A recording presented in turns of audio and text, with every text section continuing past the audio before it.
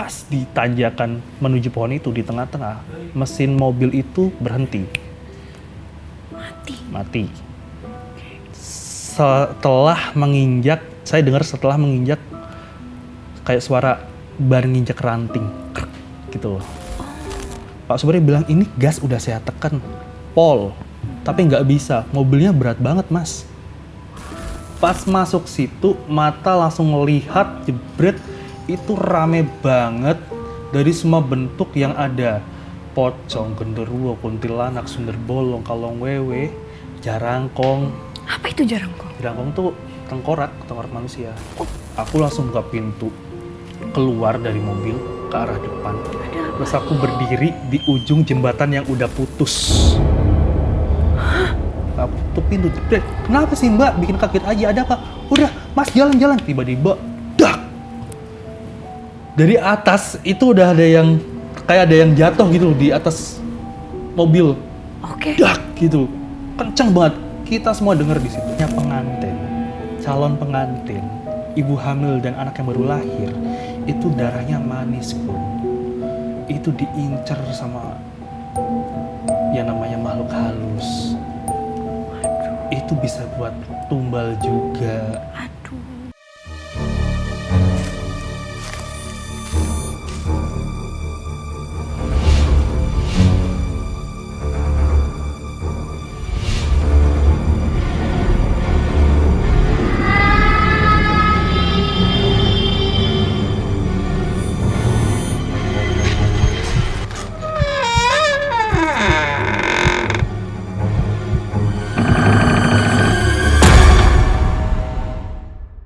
Tradisi merupakan hasil bentuk daya cipta manusia yang berulang-ulang dalam kehidupan.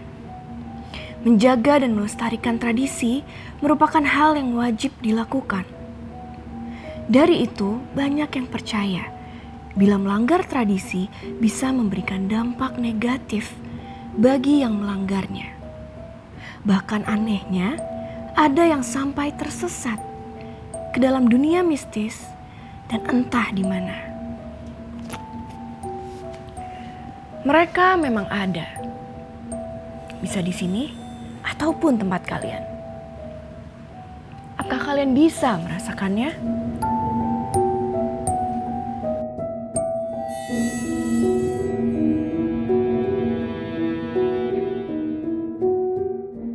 Apa kabar Mas Nugro? Baik, Mbak Vita. Baik. Mas Nugro ini sibuknya apa? Sekarang lagi freelance aja, nulis sama desain juga, karena kan dulu sempat di penerbitan bikin cover buku gitu. Jadi gambar, nulis, ya ngelakuin hal-hal yang bisa dilakuin di rumah. Gitu. Oke. Dan nulisnya itu nulis-nulis tentang cerita apa mungkin atau tentang lebih ke horor sih. Horor. Karena dulu pernah mengalami kejadian, terus aku coba tulis di sosial media, waktu itu Twitter, dan ternyata responnya bagus. Jadi dari situ mulai deh nulis lagi. Karena dulu sempat banyak banget ngalamin hal-hal yang nggak masuk akal. Oke. Dan pasti di sini Mas Nugro hadir untuk cerita dan mungkin punya banyak sekali cerita mistis. Gimana tuh Mas ceritanya? Oke. Cerita ini tuh adalah cerita paling membekas yang pernah saya alami, karena cerita ini berkaitan dengan hari pernikahan saya. Kejadian ini terjadi di Tegal waktu itu, di bulan November tahun 2016. Saya masih ingat tanggalnya, saya berangkat itu di tanggal 12. Pernikahan itu harus dilaksanakan di Banjarnegara, di rumah calon istri saya. Dari Tegal, saya diantar oleh beberapa orang. Dalam satu mobil itu ada 5 orang bersama saya. Di dalam mobil itu ada Pak Supir, ada Mas Min, Pak Ade Duluk, sama Aldi. Nah, para kerabat yang mengantar ini adalah kerabat jauh, kecuali Aldi, dia adik sepupuku. Karena dia ditugasin untuk menjaga mobil itu. Gitu. Nah, di tanggal 12 itu kita persiapan. Perjalanannya harus malam, karena besoknya mereka harus balik lagi ke Tegal dan bekerja, karena di pasar tidak ada libur. Seperti itu kan. Saat berada di ruang tamu, kita udah pada kumpul semuanya. Bapak menyiapkan 5 gelas air putih berisi penuh. Itu. Dan di situ Bapak menyuruh kami untuk meminum air tersebut, tapi disisakan separuh. Setelah selesai, setelah separuh itu, bawa air minum itu lalu siramkan ke mobil. Gitu. Nah dari situ saya tanyakan gunanya buat apa, katanya ini sebagai perlindungan aja. Di situ Bapak sudah ngasih doa-doa, kamu mau melaksanakan sebuah sebuah pernikahan yang dimana itu adalah hal besar dalam hidup manusia. Ya di situ barangkali ada sesuatu yang mengganggu kamu nantinya. Gitu. Bapak udah boleh nggak gitu. Lalu Bapak bilang kepada para rombongan untuk pulang saat tiba di Banjarnegara, istirahat dulu. Nanti pulangnya saat subuh, setelah sholat subuh. Supaya apa? Supaya badan segar lagi, tidak ngantuk, dan itu udah mulai pagi. Karena kita perjalanannya malam. Nah, di perjalanan itu sebenarnya ada 2 jalur.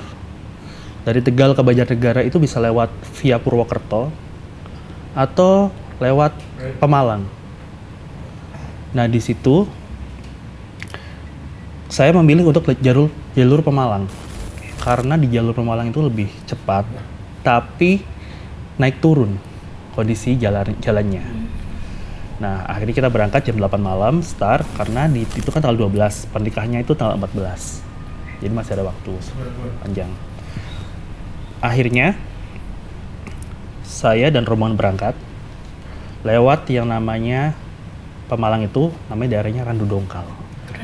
Nah, saya udah bilang ke Pak sopir, Pak, nanti waktu di jalan setiap ada jembatan, setiap ada pohon besar, tolong bunyikan klakson.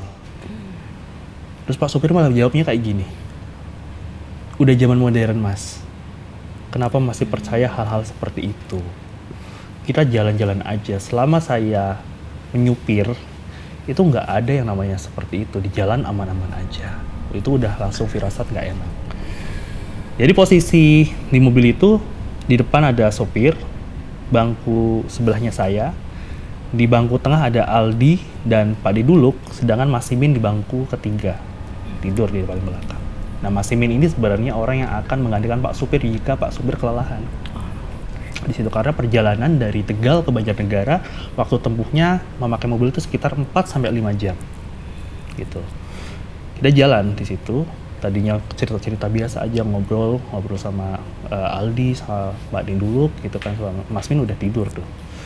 Pas udah mulai masuk daerah Randu Dongkal, itu dari posisi manapun pohon itu kelihatan berdiri sama besar di sebelah kanan dan kiri jalan. Dia udah kayak gapura. Dan posisi di tengah-tengah. Jadi Tegal, Banjar, itu antara pesisir dan gunung. Dan pohon ini ada di tengah-tengah itu. Banyak orang bilang di situ adalah gerbang. Gapuranya pemisah antara bagian pesisir dan gunung. Dan banyak mitos beredar di situ tuh dihuni ular besar dan tidak bisa dipotong sembarangan. Wow. Mitosnya seperti itu, legenda ceritanya seperti itu. Nah, saya udah bilang ke Pak sopir, Pak tolong klakson, ini kita mau ngelewatin pohon yang lumayan keramat gitu kan. Jadi jalannya udah hutan, habis itu langsung pohon gede gitu, jalannya tuh kiri. Pikiran saya, klakson aja Pak, barangkali dari arah lawan ada mobil, karena itu jalannya tikungan. Saya coba melogikan itu sama Pak supir, tapi Pak supir, enggak, ini jalanan sepi kok, aman. Gitu. Setelah itu jalan kan, set, pas di tanjakan menuju pohon itu di tengah-tengah, mesin mobil itu berhenti. Mati. Setelah menginjak, saya dengar setelah menginjak kayak suara bar nginjak ranting, gitu loh. Dan habis itu tiba-tiba Mas Simin tuh ngomong dari belakang. Di Jawanya gini, "Kai-kai seneng dhuwur padha mudhun." Itu di atas pada turun. Mas Simin bilang kayak gitu. Dan aku ke Aldi langsung, "Loh, Di, Mas ini ngomong apa?" bukannya dia tidur gitu. Iya Mas Imin tidur gitu. Kok kamu kayak gitu sih gitu kan? Ngelindur kali Mas, Aldi bilang kayak gitu kan. Habis itu belum selesai di situ, tiba-tiba dari atas, pak, di kap mobil depan itu ada ular jatuh. Dia tuh ngarah ke depan kaca kita. Habis itu dia lari ke pinggiran. Setelah di starter berkali-kali, ada kali tiga kali ya, baru mobil itu bisa berjalan lagi. Nah, kita tuh bingung kan, ini mobil kenapa? Mobil masih baru. Kenapa mobil itu dipinjamkan ke saya? Karena Pak Le saya itu, om saya itu mau pamer, ini mobil loh, habis beli mobil nih, kamu pakai aja buat itu, Ryan lah, ya, ngebaruin lah gitu kan. Nah, Aldi tuh sebagai yang jaga mobilnya di situ. Padahal kan di tradisi Jawa itu nggak boleh yang ngantar itu saudara dekat. Iya, jadi bapak, ibu, kakak, adik nggak boleh. Jadi harus saudara yang jauh. Cuma satu-satunya orang yang paling dekat adalah Aldi. Tugasnya buat menjaga mobil itu. Balik lagi ke cerita, mobil jalan. Setelah melewati pohon itu, jalanan itu nanjak. Ya mesin mobil kalau jalan nanjak kan pasti tenaganya gede banget kan, keluarnya suaranya juga berisik kayak gitu kan. Tapi kita nyaman-nyaman aja, aku nggak ada pikiran macam-macam. Setelah sampai di perbatasan Purbalingga, itu datar jalannya, habis itu turunan. Nah di turunan itu tuh ada hal yang aneh yang terjadi di mobil ini. Jadi mobil ini tuh kayak nggak punya tenaga, pelan banget sampai saya bilang, Pak supir tolong dong digas, di depan kosong loh jalanan, kenapa nggak digas aja sih, lagian ini turunan kok gitu kan. Sampai diklaksonin sama mobil yang ada di belakangku gitu. Sampai diklaksonin berkali-kali, akhirnya sampai dibalap. Pak supir bilang ini gas udah saya tekan pol, tapi nggak bisa, mobilnya berat banget Mas gitu kan. Bingung kan akhirnya, Pak nanti di depan ada pasar. Di depan ada pasar, kita nepi dulu deh, kita cek semuanya. Ban, mesin, semuanya kita cek. Ya Mas, ya. Besok kita di pasar, kita cek semuanya. Kita lihat mesinnya nggak panas, bannya aman, nggak ada yang aneh-aneh, semuanya berfungsi normal. Nggak ada yang aneh-aneh. Gitu loh. Jadi kayak makin, kenapa tadi nggak bisa buat jalan cepet gitu kan. Akhirnya kita yaudah berangkat bismillah aja di perjalanan, yang penting banyak doanya. Tiba-tiba Pak supir bilang gini, nanti Mas saya kebelet gitu kan. Saya bilang lagi, Pak nggak ada 500 meter di depan itu ada pom bensin, kita berhenti di situ aja. Kalau mau buang air kecil di situ aja, jangan di sembarangan tempat, nggak baik. Karena kita nggak tahu di situ tuh ada apa.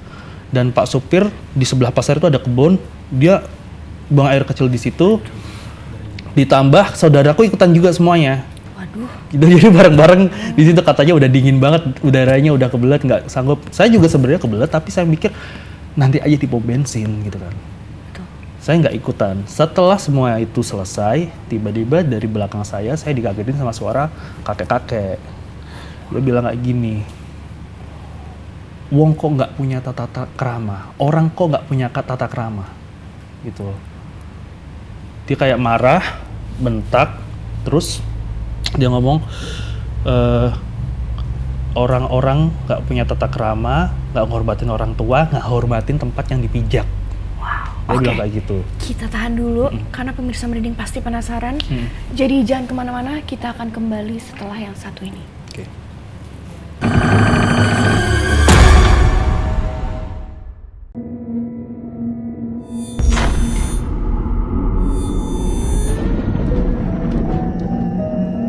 Untuk kalian yang mempunyai cerita mistis atau ingin bercerita bareng aku, kalian bisa kirimkan cerita dan pengalaman mistis kalian di bawah ini.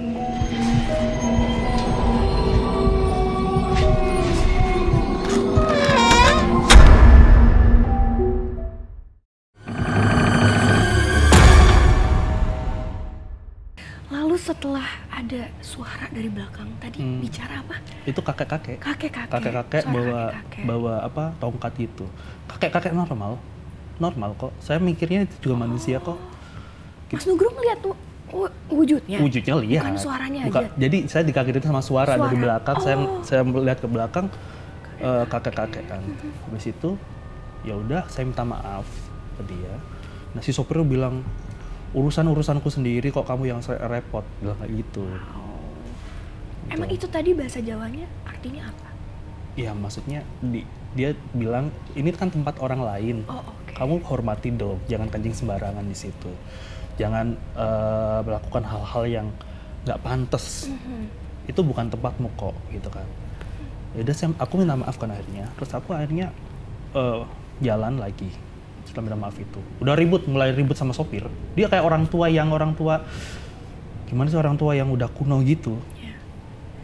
Tapi ya udah kita jalan aja lah, udah nggak mau mikir macam-macam. Fokusku cuma satu, sampai di desa itu dengan selamat. Itu belum sampai desa aja udah kayak gini kan, banyak banget. Belum sampai desa. Akhirnya jalan, dan yang bikin kaget adalah itu mobil bisa dipacu dengan kecepatan normal lagi. Gitu. Jadi Purbalingga jalannya datar juga kan. Tapi tadi kan turunan tuh. Turunan aja nggak bisa cepat. Ini datar aja bisa cepat gitu kan. Harusnya tadi di turunan bisa cepat dong. Tapi nggak. Akhirnya sampai di desa itu, aku samarin nama desanya ya, karena gak enak buat kalau disebut, takut ganggu privasi juga. Aku sebut aja desa bawah ya. Kita ngelewatin sungai, lewatin pasar, masuk ke sebuah kebun. Jadi kalau di Banjarnegara itu, desanya kayak berkoloni. Jadi sebelum desa, biasanya kita masuk ke kebun salak. Kebun salak? Ya, kebun salak. Gak ada penerangan. Sama sekali. Itu jaraknya sekitar 1-2 kilo. Nggak ada penerangan. Jalannya naik, agak rusak, karena sering dilalui truk buat ngangkut salak. Kanan kirinya kebun salak. Benar-benar. Dan di situ tuh udah sering banget yang namanya orang dilihatin sama genderuwo, karena salak itu adalah tempatnya genderuwo kan. Identik dengan itu. Suka di situ dia. Nah, aku udah bilang ke Pak sopir, Pak, itu ada pohon durian, di situ, gede. Tolong klakson dong. Udah mas, gas aja. Oh ya, jembatan dia gas. Aku udah bilang selalu klakson, sampai aku tuh udah mikir, capek ya bilang ini orang ya. Kenapa dia nggak bisa percaya gitu loh? Ini jalanan sepi kok. Jalan aja mas, nggak bakal ada apa-apa. Iya pak, tapi itu jalannya berliku, takutnya ada motor lewat. Nggak mungkin malam-malam gitu. Udah sok tahu seperti itu. Akhirnya setelah lewatin kebun salak itu, alhamdulillah nggak terjadi apa-apa. Kita jalan, masuklah ke desa. Kita disambut. Nah, di desa itu aku dipisah sama calon istriku. Ada yang namanya tradisi pingit. Jadi sebelum pernikahan, antara perempuan dan laki-laki tidak boleh bertemu. Yang pertama itu buat memupuk rasa rindu. Bilangnya kayak gitu. Yang kedua, dipingit itu tidak boleh kemana-mana kan, supaya tidak terjadi hal-hal negatif di luar kehendak. Kayak kecelakaan atau muter-muter kemana tiba-tiba kena musibah apa. Jadi benar-benar di rumah itu aja. Dan satu desa, aku di rumah yang berbeda. Jadi jaraknya lumayan lah. Calon istriku di sini, aku di sini. Cuma bisa diakses jalan kaki. Dan di situ udah disambut sama namanya Mas Bambang. Beliau saudara dari istriku, sama calon ibu mertua kan, nyambut juga gitu kan. Terus kita dijamu tuh, kopi, teh, cemilan, gorengan, semuanya keluar lah, rokok dulu. Nah aku udah lihat di meja makan udah disiapin tuh opor, makanan-makanan berat. Tau lah pasti dari perjalanan jauh, dan kita tuh terakhir makan tadi pas waktu sebelum berangkat. Gitu. Kita lagi ngobrol-ngobrol, aku udah mau nawarin mereka makan, 4 orang ini. Tiba-tiba Mas Imin dengan bahasa Kromo Inggilnya, dia bilang, kedatangan saya sudah selesai di sini, tugas saya sudah mengantar Agung, ya, sudah mengantar Agung sebagai calon pengantin. Saya akan pulang ke Tegal dan besok kembali lagi saat prosesi akad di tanggal 14-nya. Berarti kan itu kan berangkat tanggal 12 malam. Itu posisi jam 12:30 tuh udah tanggal 13 kan berarti. Betul. Nah, jadi mereka tuh cuma ngobrol-ngobrol, minum-minum, makan cemilan itu cuma setengah jam. Terus aku bilang kan ke Mas Imin, Mas, Bapak udah weling, udah bilang, udah pesan kalau balik nanti itu pas subuh, setelah subuh. Iya Gung, belum selesai ngomong Mas Imin, sopirnya bilang, aku ada urusan di rumah. Oke. Gitu, aku ada urusan keluarga di rumah, nggak bisa ditunda Mas, aku harus pulang sekarang, gitu. Dengar itu aku langsung, ya udah nggak bisa nahan mereka lagi. Terus aku bilang, beneran kalian nggak mau makan dulu? Enggak Mas, nggak makan. Langsung aja, saya buru-buru, ini urusannya penting banget. Aku mau tanya apa, nggak enak, gitu kan. Nah akhirnya gini, aku menawarkan solusinya, aku anterin yuk biar nggak kesasar. Takutnya kesasar, Mas, jalan di sini gampang banget. Sopirnya bilang kayak gitu. Tadi ketemu pertigaan kan saya belok kanan, masuk desa Kebun Salak itu. Jadi kalau pulangnya tinggal belok kiri aja dong Mas. Ya bener sih Pak, Bapak berarti udah paham ya Pak. Saya mikirnya udah kayak gitu. Iya saya udah paham kok, nggak usah dianterin. Gampang kok, Mas nggak usah repot, istirahat aja kan mau nikah. Gitu. Si sopir itu kayak, kok rasanya ngomongnya kayak nantang gitu loh. Akhirnya saya lepas mereka, pulang kan. Aldi, Pak Dinduluk, Mas Min, sama Pak Supir. Lepas mereka. Saya masuk ke dalam, mobil jalan, keluar dari desa. Udah tuh mikirnya ya udahlah udah jalan. Perasaan saya nggak enak. Saya nggak bisa tidur. Bener-bener mata tuh udah melek terus, padahal udah capek. Saya perjalanan dari Jakarta, nyampe tanggal 11, tanggal 12-nya harus ke Banjarnegara. Saya waktu itu udah kerja di Jakarta. Oke. Udah capek banget rasanya kan, tapi kok mata tuh nggak mau merem ya. Tiba-tiba ibu mertua datang. Calon ibu mertua datang, kayak ngecek itu. Loh Gong, kok belum tidur? Udah malam loh, istirahat. Nanti kamu kan tanggal 14 mau akad gitu kan. Jaga kesehatannya, mau nikah. Iya Bu, paham. Tapi saya nggak bisa tidur sebelum saya tahu dan dengar kabar dari Aldi. Habis ngomong itu, saya langsung mikir. Saya tuh nggak punya kontak semua orang yang ada di situ. Jadi punya nomornya Aldi, tapi Aldi tuh udah ganti nomor. Dan itu kan saudara jauh semuanya kan. Di tahun 2016 tuh nggak semua orang tuh punya smartphone. Yang muda-muda aja punya smartphone, yang lainnya kan enggak. Dan perparahnya lagi, sinyal di desa itu enggak sebagus di kota gitu. Karena itu kan daerah bukit-bukit dan gunung-gunung gitu kan. Jadi kayak kehalang sama hutan, sama bukit, sama gunung. Towernya belum banyak juga. Akhirnya pusing kan mikirin gimana caranya cari solusi lagi. Aku telepon Wulan. Nah, Wulan ini adik kakaknya dari Aldi. Adik sepupuku juga yang ada di Selawi. Jam 2 malam. Aku telepon Wulan. Wulan, kamu punya nomornya Aldi yang baru nggak? Ada Mas, gitu kan. Nah, Wulan tanya, Aldi kenapa Mas? Nggak apa-apa kok. Aldi udah jalan, aku nggak punya nomornya. Aku cuma mau ngecek aja. Oh iya, semoga baik-baik aja ya Mas. Iya, pasti baik-baik aja. Udah ada omongan kayak gitu. Rasanya tuh kayak nggak, kayak saling berkait gitu loh. Akhirnya aku dapat nomornya, aku telepon Aldi. Waktu itu nggak bisa pakai telepon WhatsApp, pakai telepon seluler. Kan aku telepon, halo Di, iya Mas gitu kan. Aku udah sampai mana Purbalingga ya? Udah 1 jam kan. Aku mikir udah sampai Purbalingga kan. Enggak Mas, aku kesasar ini. Aku mau hubungin nomor Mas Agung, nggak punya pulsa. Gitu kan. Loh, kesasar di mana? Kasih patokan. Patokannya Kebun Salak. Di situ langsung, ih gimana ya? Mau mikir apa ini? Kebun salak tuh banyak Di, aku bilang kayak gitu. Ini tuh Banjarnegara, komoditinya salak, petani salak banyak di sini. Jadi banyak kebun salak. Yang jelas dong, kasih yang jelas.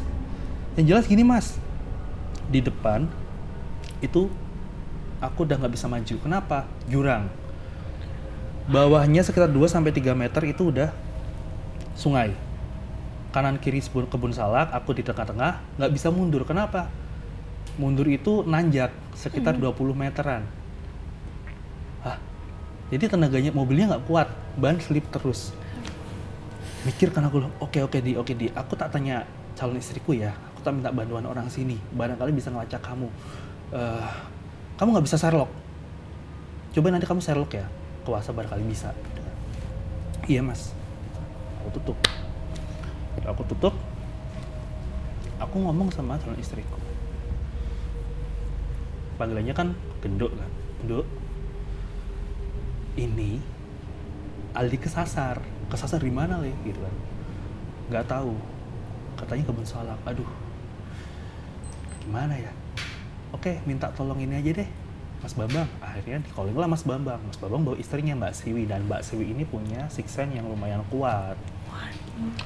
Gitu. Pikiranku fokusnya cuma satu, gimana caranya nemuin Aldi dan orang-orang yang antara aku itu, supaya nggak bikin berabil lah. Takutnya nanti malah kalau kenapa-napa susah gitu. Jadi itu udah malam, itu di desa, mereka nggak tahu medan mereka tuh seperti apa gitu kan. Akhirnya ada Mas Bambang, Mbak Siwi nyamperin, ayo kita cari, ngajak itu Mas Bambang. Oke, aku datang dong. Nah, jalan di desa itu tuh sempit, cuma cukup satu mobil. Jadi garasinya tuh nggak semua rumah tuh punya garasi. Jadi kita harus jalan dulu menuju garasi mobil gitu kan. Nah, masih inget banget itu mobilnya Corolla Twin Cam. Itu Corolla tahun 90-an, mobil Mas Bambang. Mas Bambang naik, Mbak Siwi sebelah kiri, aku sebelah kiri di belakang. Tiba-tiba pintu sebelah kanan kebuka. Tak. Istriku masuk. Tak. Ngapain? Aku bilang kayak gitu kan. Ya clueless aja, kayak nggak tahu apa-apa, kayak mikirnya udah Aldi, rombongan gitu kan. Ikut. Aku nggak mau kamu kenapa-napa. Kamu nggak tahu daerah sini. Ya udah. Jalan kita akhirnya. Jalan, kita ngelewatin kebun. Habis ngelewatin kebun, keluar desa. Kita ketemu sama pertigaan yang tadi di awal aku udah bilang. Mas Bambang berhenti di pertigaan.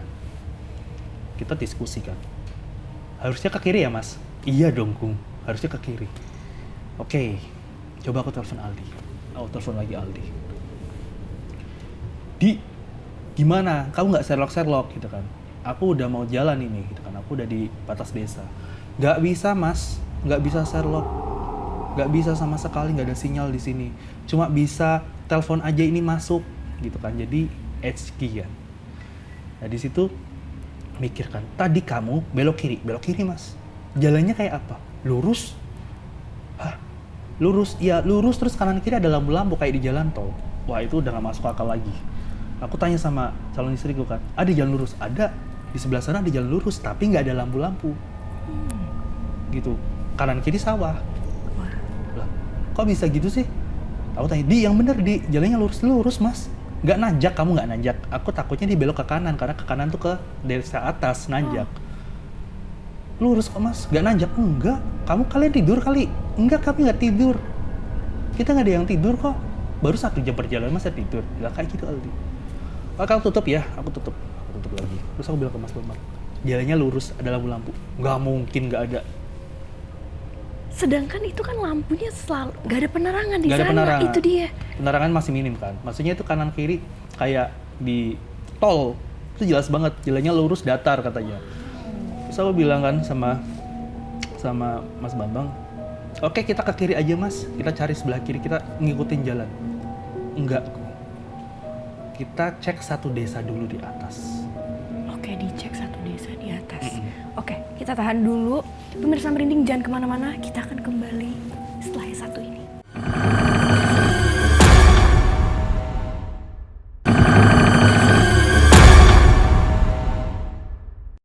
Oke, setelah itu Mas, apa yang terjadi? Spekulasi kan. Mas Bambang bilang kita ke kanan, kita harus cek satu desa dulu di atas, di desa atas. Kenapa? Karena kalau semuanya itu kesasar desa atas, kita bisa langsung tahu. Kita mau mulai pencarian dari desa atas dulu, nanti turun ke bawah nih, gitu. Karena bener-bener blank, nggak ada yang namanya lokasi di mana. Dia cuma cluenya sersernya kebun salak, dan kebun salak tuh banyak di Banjarnegara. Ya udah, kita ke desa atas, kita jalan. Jadi yang pertigaan itu harusnya belok kiri, kita belok kanan. Kita telusuri itu. Jalan pelan-pelan, udah jam 2 malam kan, udah dingin. Nah, satu hal di situ tuh, itu desa udah sepi banget. Ya, jam 2 malam di kota aja sepi, apalagi tuh di desa. Kanan kiri rumah-rumah, cuma jarang-jarang banget. Lama-kelamaan mulai tuh kebun-kebun kosong. Penerangan udah minim. Mbak Siwi tuh selalu lihat yang daun gini-gini sendiri gitu. kayak gitu. Terus Kok bisa ya, ya serem banget. itu kan katanya ada ini ya, ada itu sering terjadi kok, itu bisa ilmiah, tapi Iya, itu iya, tuh iya. yang lainnya pada diem tapi dia tuh gerak sendiri gitu kan. Iya, aku pernah lihat itu. Gitu kan. Tapi aku mikirnya ya udahlah, biarin aja, orang nggak ada penampakannya kok, mikirnya kayak gitu. Tapi tiba-tiba Mbak Sri bilang kayak gini, Gung sini nih. Dia nyuruh aku maju ke depan. Kepala aku dimaju ke depan, terus dia bisikin aku, kamu nanti di hutan pinus kalau lihat sesuatu jangan teriak, kamu harus tenang dan diem. Nah, pikiranku alah paling penampakan. 1-2 dari kecil aku udah sering lihat. Oke. Gitu lah, aku mikirnya alah paling kayak gitu. Oke Mbak, gitu. Jangan bikin calon istrimu histeris, gitu. Karena calon istriku tuh penakut. Oke. Udah, kita duduk kebun, masuklah kita ke pohon pinus. Nah, pohon pinusnya tuh kayak gini. Atas pohon pinus, jalan, bawahnya pohon pinus lagi. Jadi kayak terasa ring gitu loh, kayak sawah tuh iya. turun ke bawah gitu kan. Nah, jalannya di tengah-tengah. Pas masuk situ, mata langsung melihat jebret, itu rame banget dari semua bentuk yang ada. Pocong, genderuwo, kuntilanak, sumber bolong, kalong wewe, jarangkong. Apa itu jarangkong? Jarangkong tuh tengkorak manusia. Oh. Dari yang bentuknya masih utuh, yang bentuknya masih ada, sampai yang tinggal kepalanya aja. Bener-bener sebanyak itu, Sebanyak Mas? itu, yang kepalanya nggak ada. Bahkan ada yang lagi bawa kepala gini, gitu kan. Bahkan ada kayak manusia, cewek perempuan yang setengahnya ular, kayak gitu di pohon. Ada yang bergelantungan, ada yang berlari-larian. Mereka tuh kayak beraktivitas layaknya manusia kayak gitu. Panjang. Sepanjang jalan itu, bayangin kamu, jadi kayak mobil yang ada di tengah karnaval. Jadi dilihatin kanan dan kiri. Kanan dan kiri, dan di situ aku harus tenang. Aku Bisa tenang. aku nggak di sini. bisa, aku berusaha tenang, kayak kesangkut semuanya di sini nih, nggak bisa dikeluarin. Diam. Calon istri udah ngomong sih, kamu kenapa sih? Nah, lu kok diam aja? Gak apa-apa, gitu kan, gak apa-apa. Jadi bahkan waktu pas calon istriku udah bilang, kamu kenapa sih nggak apa-apa, di belakang dia tuh udah ada sosok yang lagi megang-megang kaca gitu. Wah, sejelas itu. Sejelas itu. Di sebelahku juga ada yang merembat gitu. Jadi sampai ngelewatin di sebelah sini tuh kayak ngelihat gini aja udah, itu makhluk banyak banget. Dan itu mobil, belakang nggak ada mobil? Belakang Emang ada mobil, cuma bisa sendirian. satu ya? Hanya satu itu. Dan di jalannya nanjak. Mas Babang fokus, Mbak Sivi tuh udah kayak tangannya gerak-gerak gini terus. Aduh. Gerak-gerak terus gini. Itu udah kayak khawatir gitu. Terus Gong inget, dia bilang kayak gitu, "Iya Mbak, aku tahu." Udah, kita tuh kayak tektokan berdua. Jadi Mbak Siwi tuh kayak paham kalau sebenarnya aku ada itu tapi nggak mau diasah gitu loh. Ada siksa tapi nggak mau diasah karena Ya kelebihan. aku tuh pingin keluar dari hal seperti itu sebenarnya. Makanya aku pergi ke Jakarta gitu kan. Dan ternyata malah dikasih yang lebih ekstrim. Yang biasanya aku ngelihat penampakan kayak 1-2. Paling dia penasaran mau kasih pesan apa. Ini tuh bener-bener kayak rame banget kumpul. Sampai akhirnya mobil itu terus berjalan, jalan terus, lancar aja lah pokoknya. Sempat mau mati, kita udah terus Mas Bang bilang santai bro, santai gitu kan. Kita agak lost, santai-santai tapi kanan kirinya udah hantu semua. Sampai akhirnya kita jalan, naik terus. Selesai hutan pinus, jalanan mulai datar lagi. Habis itu Mas Bang ngerem, mendadak. Hah, Mas kenapa Mas kok berhenti? Mesinnya rusak? Apa mobilnya rusak? Mesinnya mati? Enggak. Kenapa? Itu lihat di depan. Nah, aku langsung lihat di depan. Nah, aku langsung buka pintu, keluar dari mobil ke arah depan. Ada apa? Terus aku berdiri di ujung jembatan yang udah putus. Jadi di tahun 2016, setelah peristiwa itu aku cari tahu, di tahun 2016 di bulan Maret, desa itu kena longsor. Oke. Abis, jembatannya putus, dan itu adalah akses satu-satunya ke desa atas.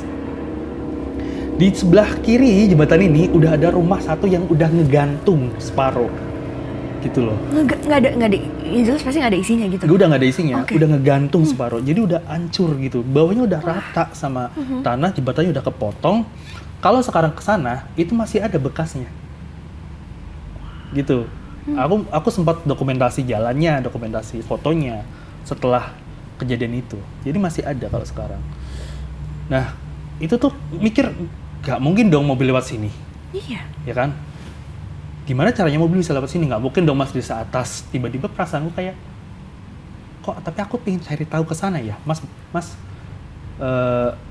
perasaanku nggak enak. Tiba-tiba lagi ngomong kayak gitu dari arah belakangku, dari arah kami tiba, itu ada truk pengangkut salak yang dia tuh jadi kita tahu akhirnya truk itu tuh lewat, ini jembatan, truknya dari sini, jadi lewat bawahnya sini. Oh, Jadi dibuat jalan darurat yang cuma bisa dilewatin truk itu. Dan itu masih batu-batu besar-besar kayak gitu. Cuma truk yang bisa lewat situ. Jadi kayak minibus gitu, mobil SUV kayak itu nggak bisa, apalagi sedan. Terus Mas Bambang bilang nggak mungkin lah bro. Tiba-tiba turun hujan, gerimis. Terus, bro, lanjut ke bawah aja ya. Kita ngobrolin ke bawah. Kita nggak bisa lanjut lagi. Ini desa udah kelongsor. Gitu kan. Ya udah. Kita turun. Lepas turun itu kan ngelewatin lagi dong hutan pinus tadi. Di hutan pinus kosong. Ya ada beberapa. Itu masih kebuka terus mataku. Tapi mobil tuh kayak, sekali lagi, mobil tuh kayak berat. Terus bapak sih bilang, mas gas terus aja. Enggak, ini mobilnya berat banget. Udah gas terus aja, jalan terus aja, jangan sampai berhenti. Akhirnya setelah keluar, kayak batas teritorinya makhluk-makhluk astral ini, kita tuh mobil lancar lagi. Nah, di mobil nih pertigaan ya, tempat tadi kita ngumpul, tempat tadi kita berhenti, kita ngelewatin pertigaan dulu. Set, berhenti di depan sebuah sekolah, depannya tuh ada rumah. Nah, rumah itu ternyata menyimpan sesuatu. Menyimpan sesuatu maksudnya? Jadi, kita keluar. Hawa udah panas. Jam setengah tiga lebih lah ya. Di gunung, aku nggak pakai jaket. Dan badanku rasanya nggak dingin, panas. Kok bisa ya? Rasanya panas bukan? Aku ngerasa itu. Aku telepon Aldi kan. Telepon lagi, Di, kasih tahu dong. Aku tadi coba cek ke desa atas. Jalannya nanjak nggak? Aku tanya lagi kan. Enggak mas, jalannya datar. Beneran datar gitu kan. Iya, soalnya desa atas tuh longsor. Kayaknya sih nggak mungkin ke situ. Enggak mas, aku nggak ngelewatin longsoran.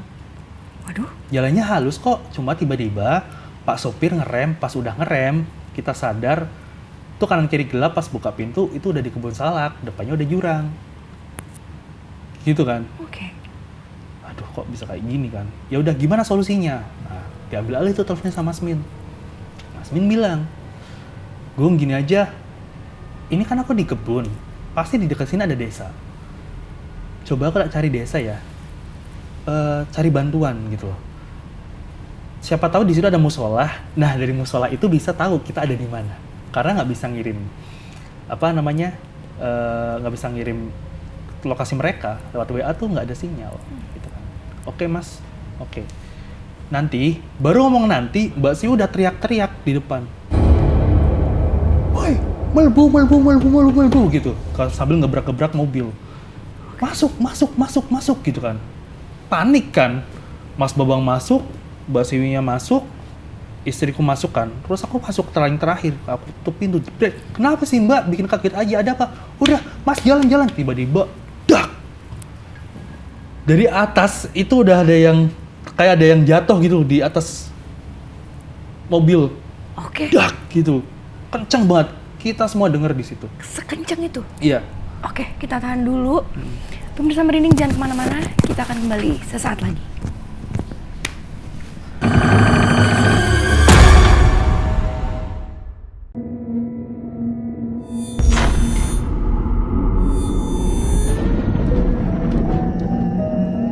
Untuk kalian yang mempunyai cerita mistis atau ingin bercerita bareng aku, kalian bisa kirimkan cerita dan pengalaman mistis kalian di bawah ini.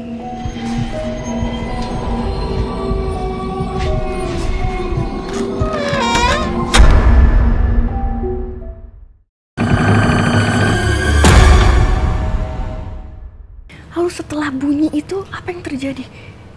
Mas Bambang ngegas, mulai nyalain mesin kan. Berkali-kali dia kayak nggak bisa nyalain mesin. Tapi Mbak Si udah panik banget. Cepet cepetan gitu kan. Mbak sih nggak jelasin apa-apa, dia cuma bilang cepetan, nyalain mesinnya gitu kan. Pas habis itu langsung nyala. Habis nyala, Mas Bambang jalan kan tancap gas. Nah, itu tuh kita jalannya ke arah pasar.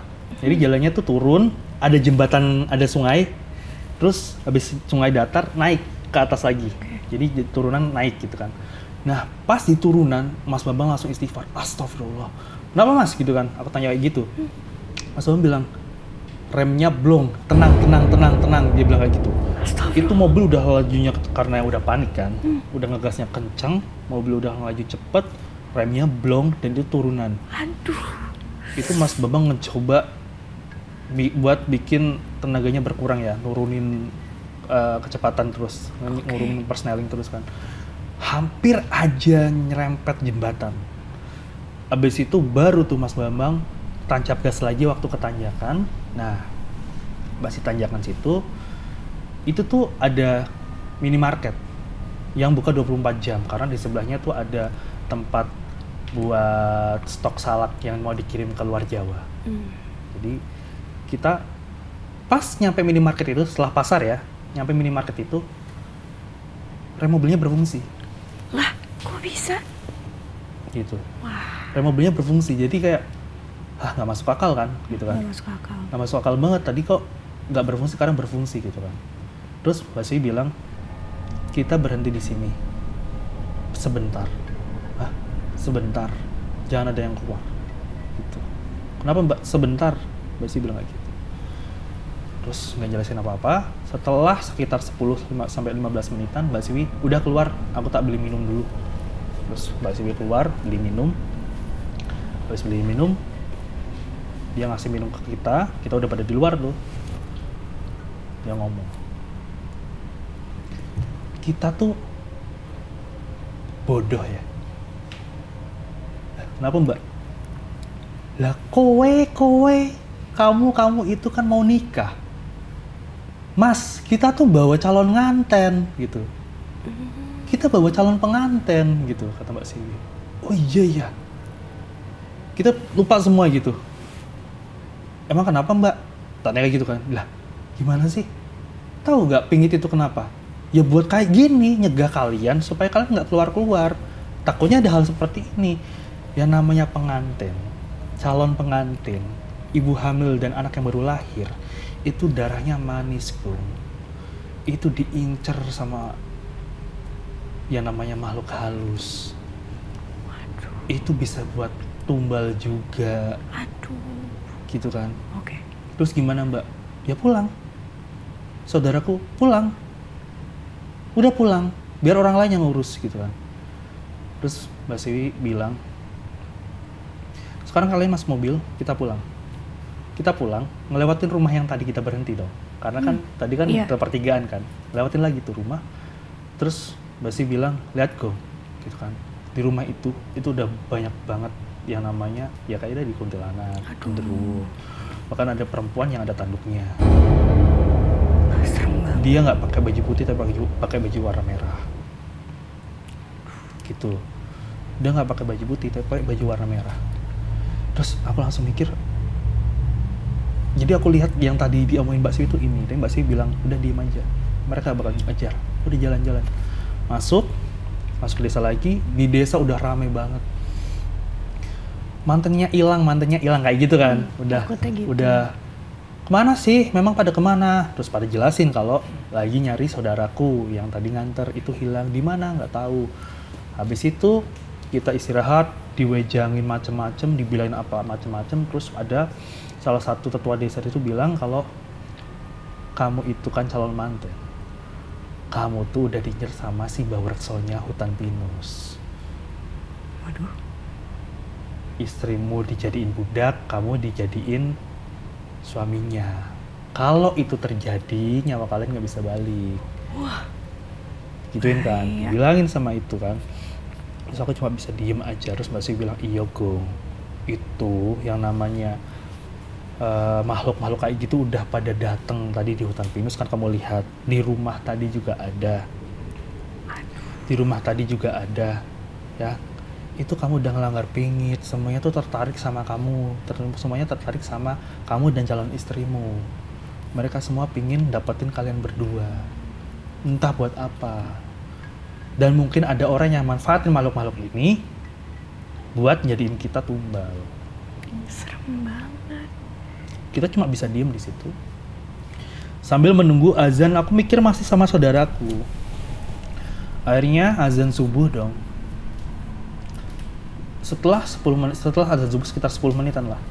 Itu aku telepon lagi Aldi. Di, udah azan subuh. Gimana? Mas Min udah balik belum? Udah tahu kamu di mana? Iya, udah kok Mas Min udah sholat subuh di masjid, udah tahu gitu kan. Di mana masjidnya? Orang-orang bilang tadi Mas Min tahu kalau itu masjidnya namanya Masjid Al-Ikhlas. Nah, orang-orang desa bilang itu ada di desa atas. Loh. Desa atas yang terjadi longsor. Iya. Yang tadi aku datengin dia nggak bisa buat ngakses. Iya. Di Kok bisa? desa atas itu longsor, jembatannya kepotong, nggak mungkin di situ, Mas. Tapi ini di desa atas, Mas. Di desa atas gitu kan. Mereka lewat mana? Ya, nggak mungkin. Kamu ngelewatin jalan longsor. Enggak, Mas. Tadi jalannya lurus. Tapi longsor. Coba kamu tanya warga sekitar. Terus ada Mas Min tanya, warga sekitar bilang, iya, desa ini habis kena longsor. Gitu. Tanah bergerak di Banjarnegara tuh sering. Dan desa ini jadi korbannya. Jembatannya putus. Kalian kesini kenapa bisa kesini sampai pertanyaan kayak gitu kan? Akhirnya Lewat mana? ya udah gimana akhirnya dilakukan evakuasi kan. Aku disuruh di rumah sama calon istriku, nggak boleh kemana-mana. Jadi yang memimpin proses evakuasi adalah calon mertuaku yang cowok, jadi bapak dari calon istriku. Yang mimpin sama warga-warga di desa di situ, desa bawah, buat naik ke atas pakai mobil haul. Harapannya supaya bisa narik, gitu kan. Beneran tuh di situ. Akhirnya jam 7 pagi berangkat, jam 8 evakuasi. Haul nggak bisa narik mobil itu. Terus truk nggak bisa narik mobil itu.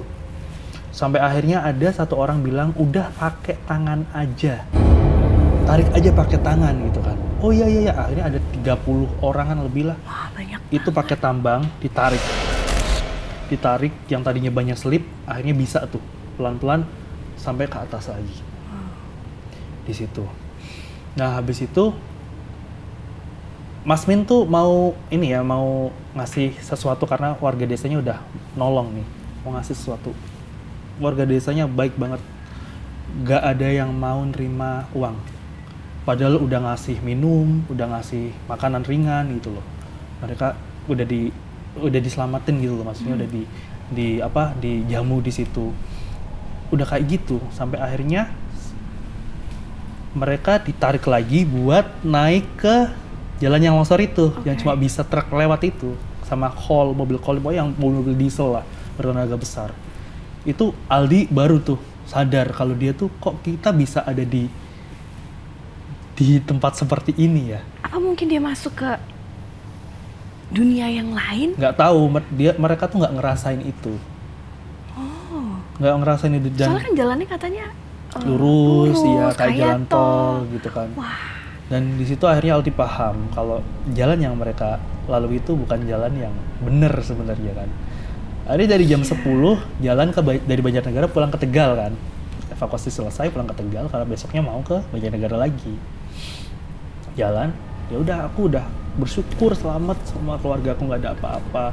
Terus bapak mertua bilang tadi ada satu orang yang ngomong tarik aja pakai tangan, tapi desa atas bilang itu bukan warga desanya. Desa bawah yang ikut ke situ bilang itu juga bukan dari kita, jadi nggak tahu orang ini siapa.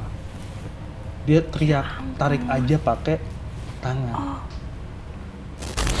Nah si sopir ini setelah sampai rumah, dia bengong kayak orang linglung.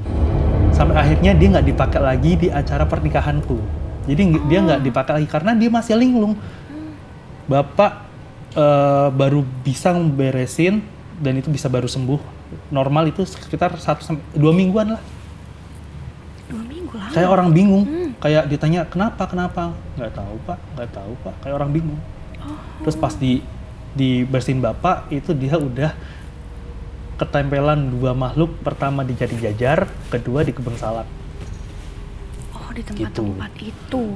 Dan pernikahan berjalan lancar. Besoknya akad lancar semuanya, tapi yang bikin aku bingung adalah di hari itu tuh setelah kengerian itu, setelah nyawa mau hilang, setelah ketakutan itu, aku harus bersikap bahagia di depan orang. Iya, perasaannya pasti Campur aduk. aneh banget. Iya. Jadi kayak aneh banget, dan istriku tuh sempet trauma berat. Sampai sekarang istriku tuh nggak mau dengerin cerita horor, nggak mau nonton film horor, nggak mau. Bahkan aku nulis itu dia nggak mau baca. Saking traumanya. Saking traumanya itu. Dan bapak bilang ya udah, pernikahan itu udah lancar, udah membaik, udah selesai. Semoga ini bisa diambil semua pelajarannya. Wah, ini ceritanya menarik banget. Aduh, makasih banyak, Iya. Mas Nugro udah berbagi cerita Iya. mistis di sini yang bikin kita semua merinding. Dari tadi aku nggak kebayang posisinya Mas Nugro. Aku sambil ngebayangin aku di situ gimana. Iya. Aku mungkin udah nangis, udah kabur mungkin gitu ya. Jadi yang saya alami itu sebenarnya bukan masalah penampakannya kan, tapi nyawa saya terancam. Betul, itu dia. Dan banyak nyawa juga di situ yang Betul. terancam juga. Makasih Mas Nugro. Oke. Sama-sama Mbak. Bila kalian ingin berbagi cerita mistis atau cerita bareng aku, kalian bisa langsung kirimkan cerita mistis kalian ke email di bawah ini. Atau kalian yang ingin tahu berita update terbaru tentang acara Merinding, kalian bisa langsung kepoin sosial medianya di bawah ini. Mereka memang ada. Bisa di sini ataupun tempat kalian. Apakah kalian bisa merasakannya?